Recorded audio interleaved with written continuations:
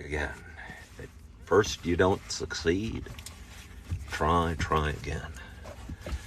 Try again. Now I'm watching the little green dot in my upper screen, hoping I have a good signal. Don't know if I do. Better not get a intermittent signal. You know I don't like that. You know I don't like that. I don't think pet peeves are good in life, but one of my pet peeves are intermittent signals. Bad signals, good signals, bad connections. I take my live videos very seriously. Good morning, Julie Flanagan. I take my live videos very seriously.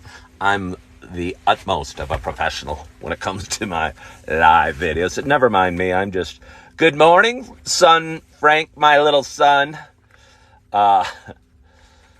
Never mind me. I'm just tying my work shoes on in my car on this Wednesday morning. They don't smell too bad, considering I've been working out in them, working with them for several months. I think my feet smell like roses. Let you sniff. M wants to sniff. Here, have a sniff. It's a little too personal, too intimate. M, we don't know each other that well. Good morning, Robert Patrick. Good morning to you. My name is Ken Tracy, and this is Coffee with Ken. I appreciate you calling me a guru, Robert. Means you've been watching my morning videos already. This is a show, and it is a show. It is a show. It's a great show. It's an awesome show. It's one of the best shows I've ever seen, and let me tell you, I watch it a lot. But anyway, it's a show I've been doing for quite some time. It's a show about me talking and sharing some stuff I'm going through and kind of the roller coaster that can be our lives. And I share in ways that probably a lot of people wouldn't. And I don't know, it just feels natural to me. I don't know if I'm a private person or not. Good morning, RJ. I don't know if I'm a private person or not. Well, I'm probably not a private person. I'm not a private person. I don't know where my boundaries should be. I feel I should absorb people, absorb them in and pull them in and know them intimately, even though I just met them. But I ask a lot of questions and I talk a lot. And I appreciate that so much, KK, for following the live creation.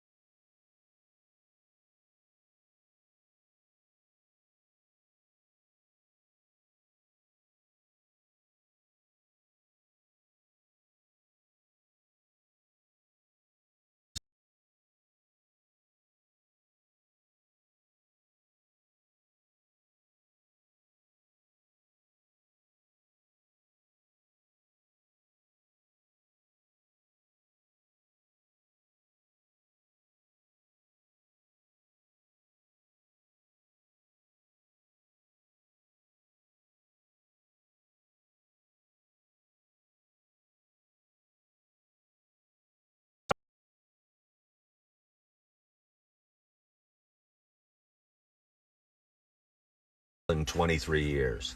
And for a guy with a finance degree and that was a stockbroker for a number of years and a realtor for 17 years after that, I still enjoy finance, the economy, the markets, and I'm still fascinated by them. And I read that the mortgage rates hit like 7.31%, which is the highest rate we've seen in 23 years. Mortgage applications were down 30% year over year, which is amazing to me because they were already slowing last year. And that they're 30% slower this year than they were last year blows me away as a former realtor. I'm glad I do not have my license, and I'm not telling anybody I'm a realtor, because if I was still a realtor, I would be struggling in the business, and it's probably a very hard time. There's just not enough interest in home sales right now. There's not enough people moving. And I think something, and here's my point, my concern is this, and I've been saying this for a few years, and we saw mortgage rates go from the high 2s to about 7% over the last 3 years. And everyone all the people I talk to, all my mortgage broker friends go, oh, when the rates go back down. And everybody was saying that. And my concern is this: what if the rates don't go back down? What if they go to 15 or 18 or 20%? And in my opinion, I think they will. And here's why. I don't have any great knowledge of, money supply or anything like that. But my belief is this: I don't believe the government is capable, by definition, of fixing economic crises. And what we saw from 2020 to 2022 during COVID, with the shutdown of the world and change of the way we conduct our lives and conduct our work and conduct, who we are as people, the government stepped in and fixed the problem. And I don't think it is possible for the government to step in and fix the problem. I think they usually are the problem and they're never the solution. So my point is this: I believe because the government is the one that fixed the problem by throwing money at it, throwing more money at it, and throwing some more money at it, we got some poop to pay. And there's something coming down the pipeline that's going to be historical. And I'm not trying to be negative or, but we saw a major break in the free markets and in capitalism during COVID. And the government can't fix the problem. They are the problem. And the way we're going is pretending that they solved it and that by sending out all this money fixed everything and everything's okay and we're all going to go back to work and things are going to go back to normal. I don't think we've seen what's going to happen. And I wouldn't be surprised to see mortgage rates go much, much higher. And I don't know what's going to happen to housing prices. I believe in free markets. I believe in supply and demand. And right now there's still too little supply and too much demand, so prices keep going up. But there's going to come a breaking point where the average human can't afford to live in a home. And I think it's fast approaching. And we can't just keep raising wages to fix that problem or raising minimum wage. There's going to be something to pay. And it'll be exciting to see it. So I'm going to leave you with that. I'm going to have one more sip of coffee. Oh, I so appreciate you guys following me today. It is a hot and muggy day. And I'm drinking my coffee in a car with the air conditioning off. And the car is becoming like a sweat box. And my windows are starting to fog up around me. And it's kind of a nasty feeling. So I'm looking forward to getting in, punching in the clock within the 5-minute cushion they allow me to have here at Super Target, and get my day started and feeling good about my day and feeling productive and feeling like I'm doing what I need to do to get where I need to be going. And I am so excited about where I'm going. And I so appreciate you for following the journey. Someday I'll share the inner ugliness that my story has been over the last couple of years.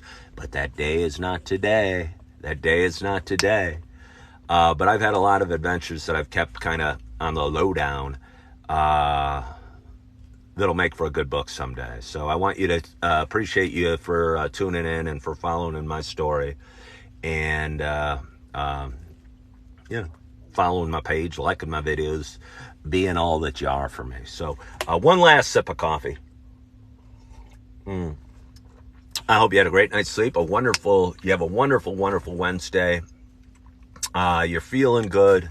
You're loving yourself. You are forgiving yourself. And as always, I hope to talk to you soon. Bye-bye.